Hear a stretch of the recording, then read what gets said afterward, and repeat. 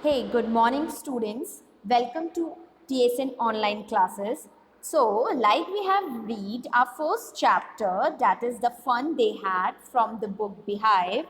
In this chapter, you have given a very beautiful poem, that is The Road Not Taken, written by a very famous poet that is Robert Frost. This is one of the most famous poem of him. All right, the poem is very important for you because the message that you are going to get from this poem is going to be very useful in your entire life. From this, what will you get? See, in your life, to you have to so many choices, okay, and these choices will decide your future, okay, and in future what you will be known for. So basically it's all about the choices, it's all about the decision that you take in your life, and that is something which is going to decide what you will be known for. Understand? Okay, so let's begin with the introduction of the poet, that is Robert Frost. So, Robert Frost is an American poet who writes simply but insightfully about common ordinary experience. Because सी जो Robert Frost है American poet है, but उनकी जो writing है, जैसा वो लिखते हैं, वो बहुत थॉटफुल होता है, कॉमन होता है और अपने ऑर्डिनरी एक्सपीरियंस वाला होता है. मतलब जो हम डेली बेसिस पे जो हमारे एक ऑर्डिनरी एक्सपीरियंसेस होते हैं उन्हीं से ही रिलेट करके जो रॉबर्ट फ्रॉस्ट हैं वो अपनी पोएट्रीज लिखते हैं.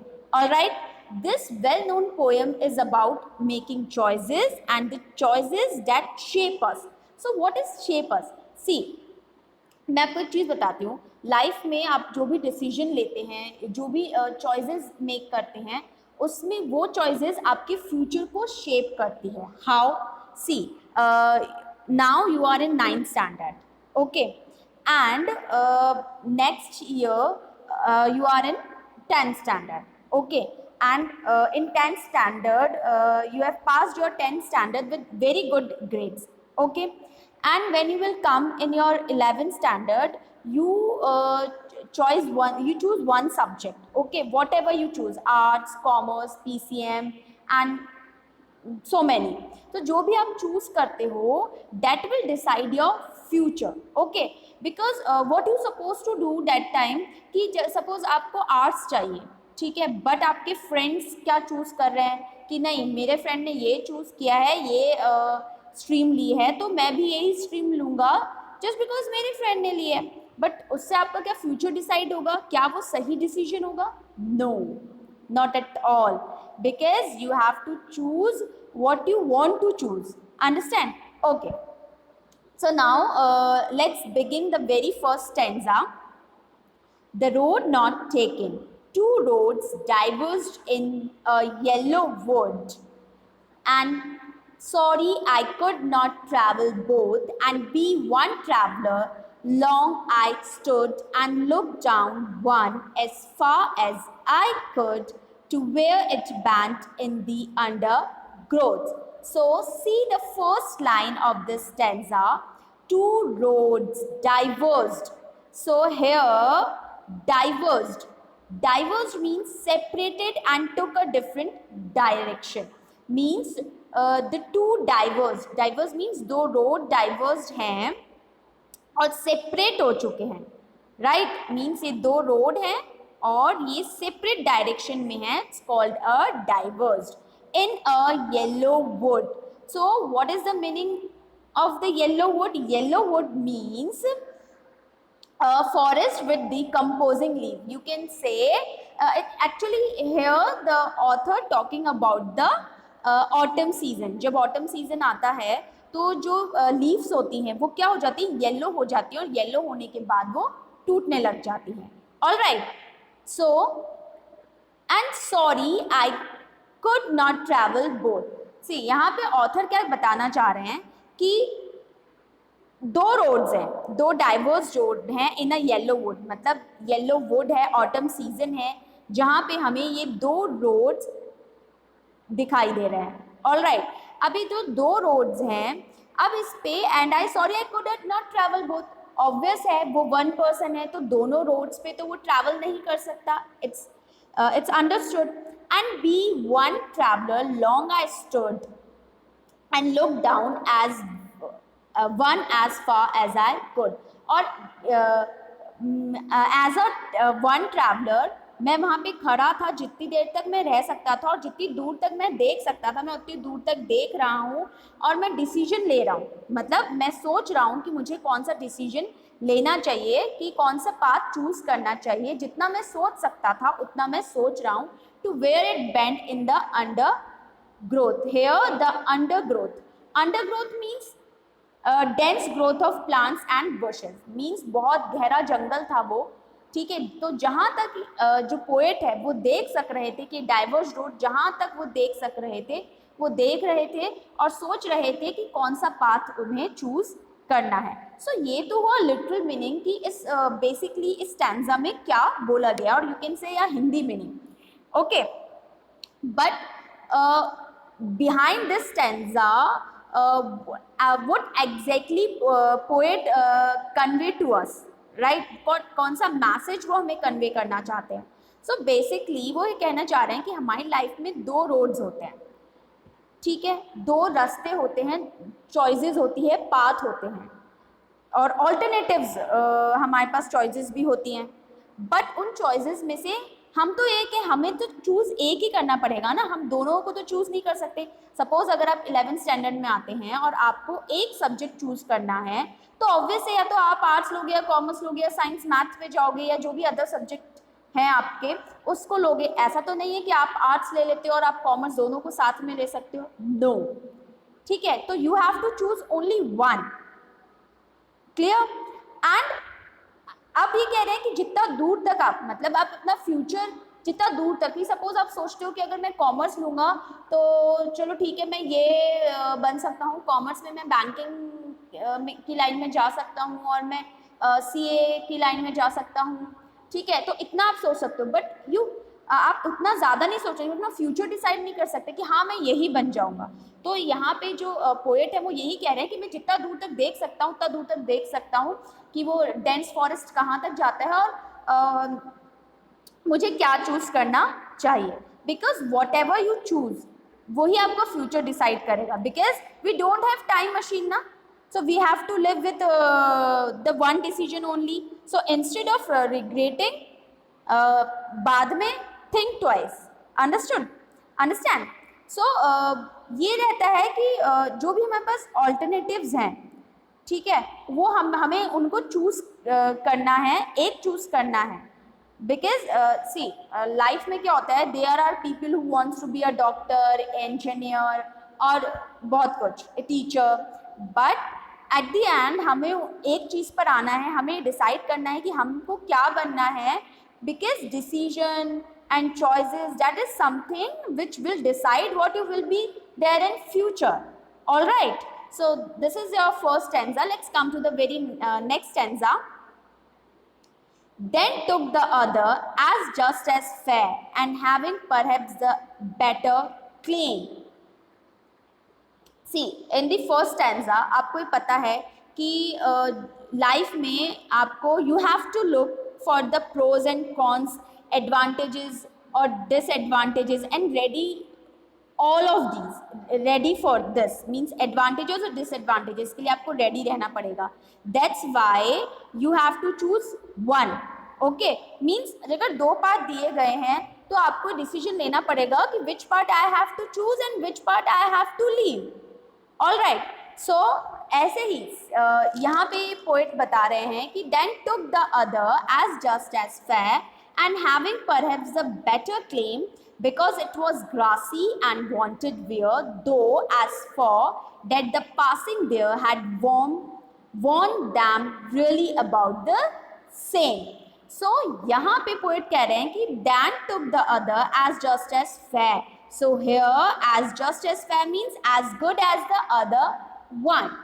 यहाँ पे पोएट कह रहे हैं कि जैसे दो रोड है, हमें दो रोड दिए गए हैं, this one and this one, all right. अब ये दो रोड उनको जब मिले तो इन दो रोड्स पे वो कह रहे हैं कि दोनों रोड उन्हें कैसे नजर आ रहे थे, जैसे एक जैसे हों। इन दोनों रोड्स में उन्हें कोई डिफरेंस नजर नहीं आ रहा था, ये दोनों रोड उन्हें एक जैसे ही लग रहे थे, एक रोड उतना ही अच्छा लग रहा था जितना दूसरा। And having perhaps a better claim means better option. तो वो कह रहे हैं कि मे बी मुझे दोनों में से कोई बेटर ऑप्शन मिल जाए, because it was grassy and wanted wear. So because ये कह रहे हैं कि जो एक रोड है वो थोड़ा ग्रासी है एंड वॉन्टेड वेयर है। ग्रासी मीन्स अनयूज्ड, यहाँ पे जो ग्रासी का मतलब है वो क्या है, अनयूज्ड है। Wanted wear, so wanted wear मतलब हैडंट बीन यूज्ड, उसे एक बार भी यूज नहीं किया। मतलब इनमें से जो दो रास्ते हैं उनमें से जो एक पाथ है वो अनयूज्ड है, वो यूज नहीं किया गया है। बिकॉज ग्रास है, ग्रासी है वो, और जहाँ पे आपको बताया था कि ऑटम सीजन की बात हो रही है तो पत्ते हैं वहाँ पे, तो अगर वहाँ पे ऐसा लग रहा है कि उन पत्तों पे कोई गया नहीं है, बिल्कुल फ्रेश से बिना टूटे वगैरह, ऐसा बिल्कुल लग रहा था कि वांटेड वेयर है। Though as for that he passing there had worn them really about the same. So poet क्या सोच रहे थे कि ऐसा लग रहा था nobody walk over these two paths. पहले तो उन्हें ऐसा लग रहा था कि both the path are same and I took one of them, कि उन्हें एक ले लेना चाहिए, कि उन्हें लग रहा था कि दोनों पाथ पे से कोई भी नहीं गया है, दोनों पाथ बिल्कुल सेम है। As for then he passing there had worn them really about the same. और जैसे ही वो आगे जाते हैं तो उन्हें लगता है कि नहीं, वो गलत सोच रहे थे, ही वॉज रॉन्ग, बिकॉज अब दोनों ही उन्हें सेम लग रहे थे। मतलब उन्हें लग रहा था कि दोनों ही यूज्ड है, अनयूज्ड मतलब दोनों ही अनयूज्ड हैं, दोनों ही यूज नहीं किए गए हैं। सो बेसिकली यहाँ पे पोएट ये बताना चाह रहे हैं कि हमें जो पाथ लेना चाहिए, जो भी चूज़ करना चाहिए, हमारा डिसीजन जो भी हमें फ्यूचर में जो भी डिसीजन लेना चाहिए वो इतना स्ट्रॉन्ग होना चाहिए कि हमें उस पर रिग्रेट नहीं करना पड़े। और उन्हें पहले लग रहा, जैसे मैंने आपको बताया कि आप 11th स्टैंडर्ड में तो आपको लगता है कि यार मैं आर्ट्स भी ले लूँ, मैं कॉमर्स भी ले लूँ, दोनों आपको सेम सेम लगते हैं कि नहीं दोनों में मेरा फ्यूचर है और मैं ये भी कर सकता हूँ, मैं वो भी कर सकता हूँ। बट बाद में आपको लगता है कि नहीं, मैं रॉन्ग था, मुझे एक ही चूज करना चाहिए, राइट।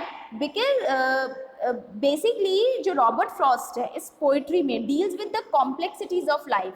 एग्जैक्टली हम भी, हमारी लाइफ जो है वो बहुत कॉम्प्लेक्स है, बहुत क्रिटिकल है, तो उससे हमें फेस कर रहे हैं। We deal with the complexities of life because life जो है वो it's waits never woven in a straight line. Okay, एक स्ट्रेट लाइन में हमें सब कुछ नहीं देती है, डाइवर्स लाइन में हमें प्रोवाइड करवाती है। तो in life provides many option, many choices, but you have to stick only one choice and you have to choose only one path or one decision in your life, because वो ही आपका decide करेगा कि what you will be known for in your future. All right, okay, now come to the next stanza, then the third one stanza. And both that morning equally lay in leaves no step had trodden black. Oh, I kept the first for another day, yet knowing how many leagues on to way, I doubted if I should ever come back. So, in the morning time, जो poet है उसे क्या लग रहा था, morning में poet देख रहा था कि उसे both the path are same, ठीक है, उसे दोनों पाथ सेम लग रहे थे। Leaves no step and trodden black, trodden to press down और समथिंग विद योर फुट, मतलब आप अपने पैरों से किसी को प्रेस कर देते हो तो दिखाई देता है कि हाँ उस पर कोई चला है, उस पाथ को किसी ने यूज किया है। तो यहाँ पे पोएट कह रहे हैं कि ऐसा लग रहा है कि मॉर्निंग में कि वो दोनों पाथ सेम है, उस पर कोई भी नहीं गया है। Oh I kept the first for another day. So यहाँ पे पोएट सोच रहे हैं कि अगर मैं दो पाथ यूज कर रहा हूँ, ठीक है, ये दो पाथ हैं, तो मैं सोचता हूँ मैं एक पाथ पे पहले चला जाता हूँ एंड अनदर डे दूसरे पाथ को यूज कर लेता हूँ। Is it possible? Not. It's not possible. Yet knowing how way leads on to way, I doubted if I should ever come back. अब यहाँ पे पोएट सोच रहे हैं चलो अगर मैं ले भी लेता हूँ तो अगर मैं इस पाथ पे चला जाता हूँ तो इज इट पॉसिबल कि मैं इस पाथ पे वापस आ पाऊँ? आई डोंट थिंक सो कि ये पॉसिबल होगा।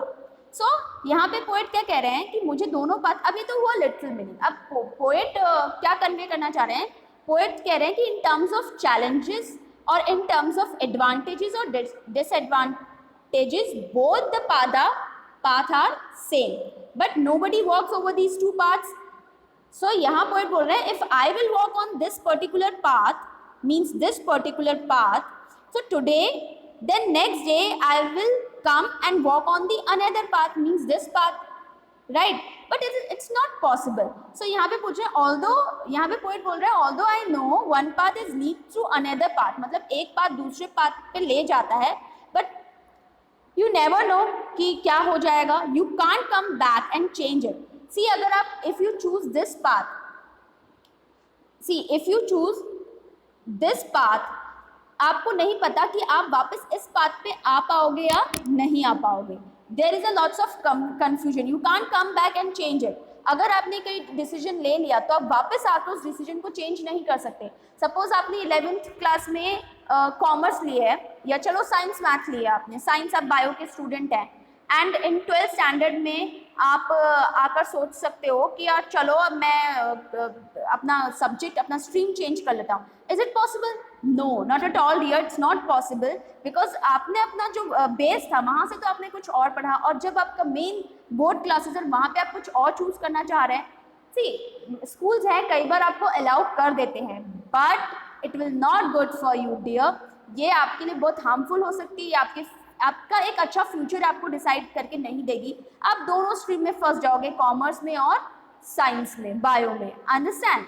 सो बेसिकली यहाँ पे पोएट यही बताना चाह रहे हैं कि आपको until and unless you have to choose one, आप इधर उधर नहीं घूम सकते हो कि कभी ये करना है या कभी वो करना है. All right.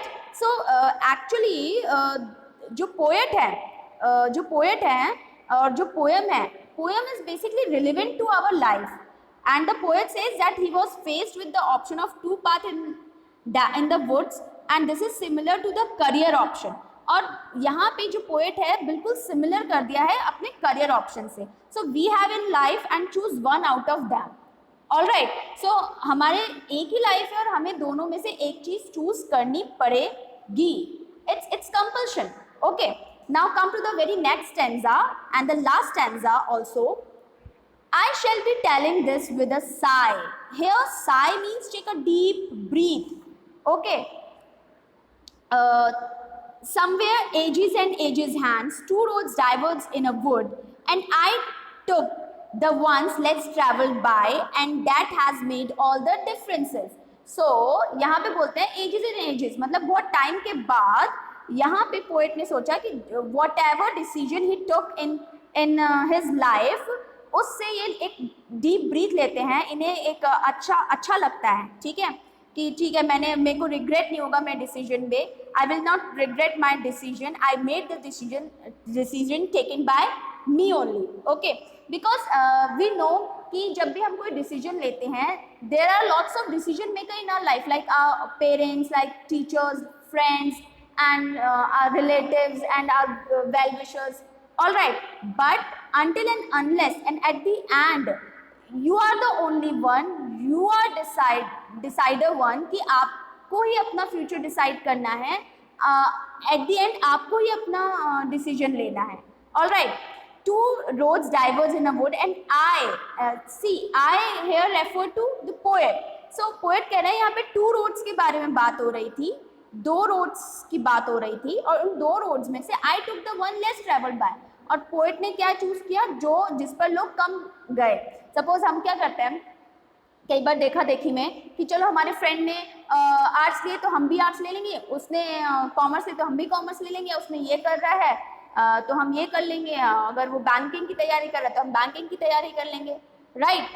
बट यहाँ पे उसने क्या, पोएट ने क्या चूज किया? वो चूज किया जो लोग कम चूज करते हैं. तो ऑब्वियस है अगर आप उस लाइन में जाओगे जहाँ पे लोग कम चीज़ें सिलेक्ट करते हैं तो उसमें आपको ऑप्शन ज़्यादा मिलेंगे. Right. And I took the one less travel by and that has made all the differences. और इसी ने उनकी लाइफ को क्या चेंज कर दिया? बिल्कुल चेंज कर दिया. सो यहाँ पे पोएट कह रहे हैं कि what ever I am today, it's become of that decision that I took that day. जो भी मैंने उस दिन लिया था वो डिसीजन ही मेरे आज काम आया कि what ever I am today. Right. तो जो भी आप अभी हो वो यही डिसाइड करता है कि जो भी आपने अपने पास्ट में डिसीजन लिए होंगे वही आपका फ्यूचर डिसाइड करेगा। ऑलराइट, सो बेसिकली यहाँ पे क्या है कि think lot of time before taking a decision, क्योंकि यही आपका फ्यूचर डिसाइड करेगा। So basically in this poem, जो पोएट है जो पोएम है the road not taken, the road symbolise our life actually. जो रोड है वो उसे यहाँ पे किसे सिंबलाइज किया है, हमारी लाइफ से सिंबलाइज किया है, हमारी लाइफ से कनेक्ट किया है। सो basically in this poem what is the message? The message that the poet wants to give is that the choice that we make has an impact on our future, and if we make a wrong choice we regret it but cannot go back on it. Clear? So we must be wise while making our choices. So this is the complete poem. I hope you all understand, and take care of yourself, and thank you.